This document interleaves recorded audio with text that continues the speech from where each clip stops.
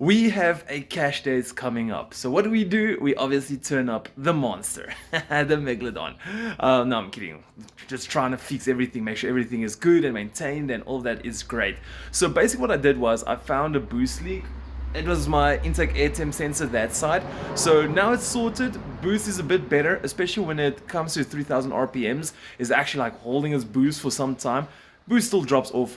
The wastegate duty cycle is better, so there's some kind of improvement at least.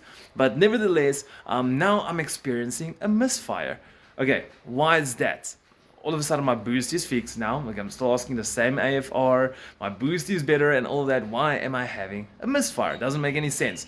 So usually when you get a misfire, you gotta also look at when you get a misfire. Is it at idle? Is it at high RPMs, low RPMs, high boost, low boost and all that kind of stuff. So mine turns out to be at high boost. As soon as my boost just kicks in, boom, at max, that is when I'm experiencing some misfires. So right over there, I've got my laptop. Let's quickly head to the laptop. I'm gonna show you guys where it misfires and then what we're gonna look at.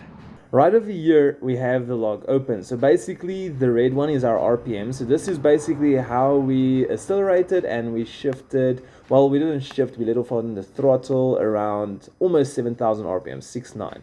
So basically, if we quickly scroll down over here, we'll go to our misfire parts. Over here, you guys can see misfire on cylinder 1. So let's quickly scroll all the way back. So this is just when we started the log. I noticed a misfire on the previous time we did the log, but I was like, okay, let me just log again, because you can actually feel it. The car is like, you can feel the misfire under wide open acceleration. So then basically this was me just getting to the gear and all that kind of stuff. You can see here on the red, so we were first gear, second gear, third gear. So I do my pulls in third gear. So this over here is just a spark that's going over the shifting and all that kind of stuff. And then right over here, I put my foot down. So what we're going to look at is we're going to look at this blue line over here. So this is my requested boost, this dark blue, and the light blue is where it's actually going with the boost, so trying to stay on the boost. So as you guys are going to see, I'm going to take this cursor to the right. I want you to keep an eye over here on misfire.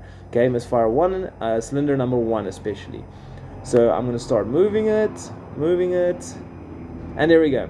Already we picked up 2 misfires, and if you look here is basically when our boost was at its highest, which is 2.13 bar boost. That is not our what we are actually boosting. That is including atmospheric pressure, which is, let me see if I can find a quick, our ambient air pressure 0.84. So you're going to take 2.13 minus 0.84, which is about, how much is that? Is it what, 1.4 bar or something? Actually not, I'm wondering. I think here 2 says 2.13. So we can check it out. 2.13 minus, oh wait, I think I did something wrong there. What am I doing? Okay, 2.13 minus 0.84. Let's have a look. So it's 1.3 bar that I'm basically requesting over here. So that's 1.3 bar, and I'm getting my misfires. Sorry, there we go. I don't have my mouse with me. So I got my misfire here under wide open load. Let's just quickly go back a bit. So here you guys can see 6, and we jumped to 11. So I felt it like stomp, doom, doom, doom. So I was like, oh crap. Okay, so 11. So total, let's say 7, and I think there was another one. There we go. So right over here, even before the curve actually went down for the boost. So at this straight curve over here, we were experiencing our what do you call it?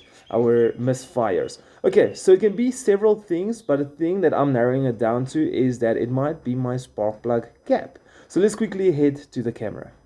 Okay, so why do I think it's the spark plug? So basically what happens is, you gotta imagine it like this, right?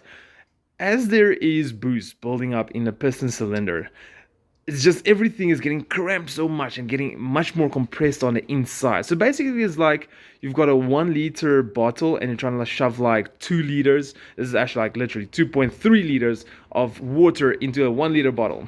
You can imagine how freaking difficult that's going to be, and just to close the lid and everything. So same what happens to the spark plugs if it wants to focus. So basically this gap over here that you guys can see between the top and the bottom point, at some stage if there's too much boost, that distance can actually get a pretty difficult to get to one another to actually make a spark. So obviously you can have a bad spark plug, whatever the case is. What you can do by this moment is take cylinder number 1 spark plug, put it in cylinder number 2, cylinder number 2 spark plug in cylinder number 1, and take cylinder number 1 coil, put it in cylinder number 3. So if you have a misfire on cylinder 3, you know it's your what do you call it? You know it's your coil. If it's cylinder number 2, you know it's a spark plug, but it doesn't mean it's a spark plug. It means that it might be the gap. If it's cylinder number 1, it means there's some other kind of problems.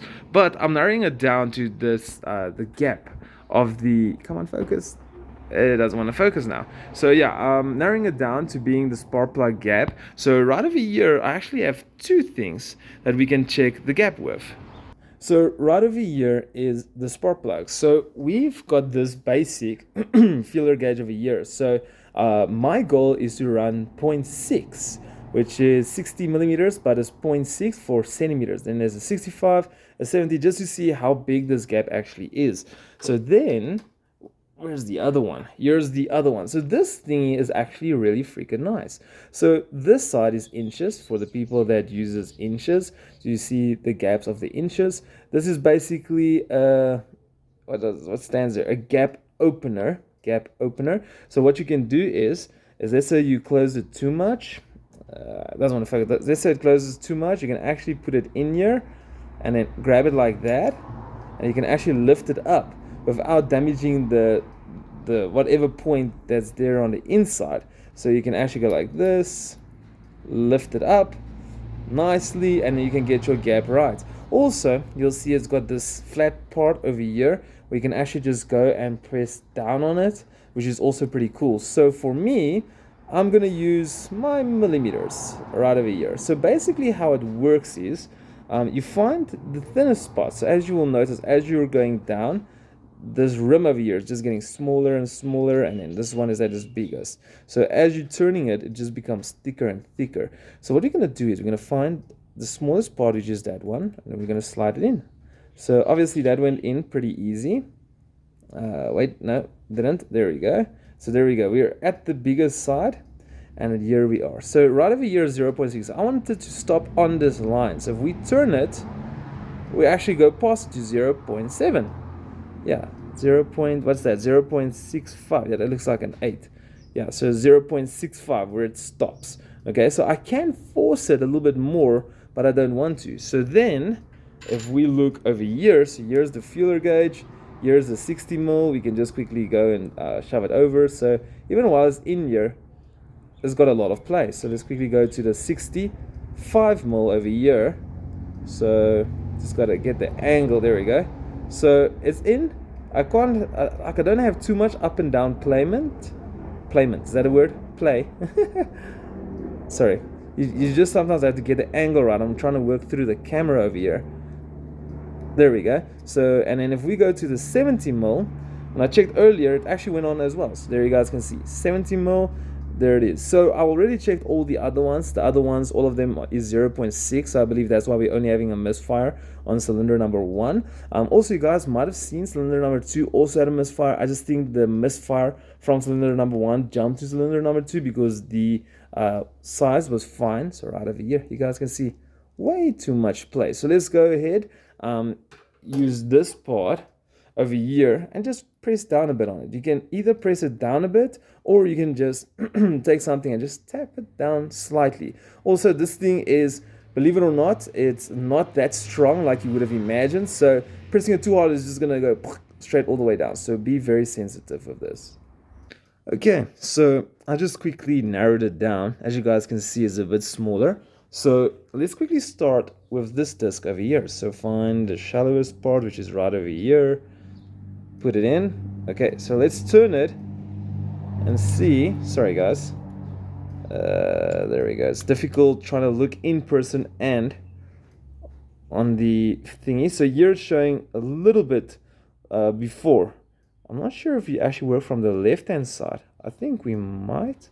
I'm not sure, but if you look on the left hand side, it's up to 0.6, and then here's the feeler gauges. So this is the 70 that used to go in. Now it's, come on focus, now it's no go, like it doesn't want to. This is the 65. doesn't want to. Even the 60, like kind of gotta. Maybe you guys even hear like, come on. There we go. Yeah. So it's sitting much tighter now. If you guys can see, like that is perfect. Where before, when we do put it in, we actually had like play up and down. So there we go. So we just gapped it to 0.6. So I think what we're going to do now is put it back in the car, go data log again and see if that misfire on cylinder number 1 is gone. Also, what you want to do is just clear the false so you can start up with zeros for misfires, and then yeah, obviously you'll see them pop up again.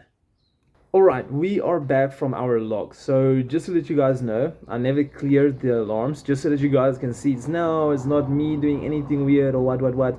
So as you guys can remember, cylinder number 2 also has a misfire, but I think cylinder number 2 was triggered because of number 1. Because the two pistons are sitting next to each other, it has probably to do with the sensitivity of the sensors and everything. So I'm not really concerned about that at all. So what we're going to do is we're going to approach, and then we've got to keep an eye on this blue line over here.